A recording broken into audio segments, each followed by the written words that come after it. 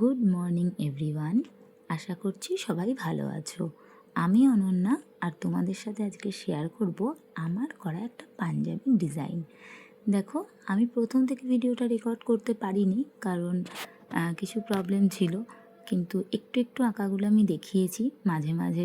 মানে যে কলকাগুলো আমি করেছি সেগুলো অল্প অল্প দেখিয়েছি। তবে এই পাঞ্জাবিটা আমি করেছিলাম দুর্গাপুজোর জন্য।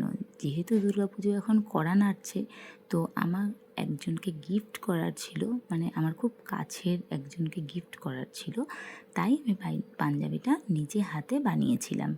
তো আমি দুর্গাপুজোর কথা মাথায় রেখে যেহেতু পাঞ্জাবিটা বানাচ্ছিলাম, তো আমার ইচ্ছা ছিল যে পাঞ্জাবিটার মধ্যে এমন কিছু মোটিভ থাকবে যেটা দুর্গাপুজোকে রিপ্রেজেন্ট করে। মানে আমরা তো বাঙালি, আমরা সবাই জানি দুর্গাপুজো পদ্ম ফুল ছাড়া হয় না, শিউলি ফুল ছাড়া হয় না।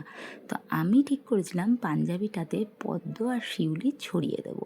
তাই জন্য পাঞ্জাবিটার আমি কালারটাও চুজ করেছিলাম এমন, যাতে মনে হয় সবুজ ঘাসের ওপরে শিউলি ফুলগুলো ছড়িয়ে পড়ে রয়েছে।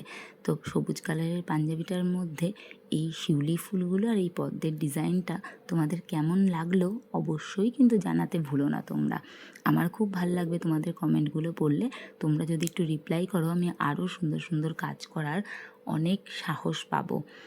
তোমরা একটু দেখো কেমন লাগছে, আর অবশ্যই কমেন্ট বক্সে কমেন্ট করো, আর একটা লাইক করে দিয়ে যেও।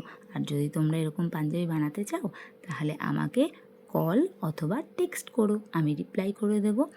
তোমরা ওখান থেকে তোমাদের কোয়ারিগুলো জানতে পেরে যাবে। আর পাঞ্জাবিটা পুরো হয়ে যাওয়ার পর এটা হলো পাঞ্জাবিটার একদম ফাইনাল লুক। আমি জাস্ট একটু হাতাটায় পদ্ম রেখেছিলাম, আর পুরো পাঞ্জাবিটায় শিউলি ফুল ছড়িয়ে দিয়েছিলাম।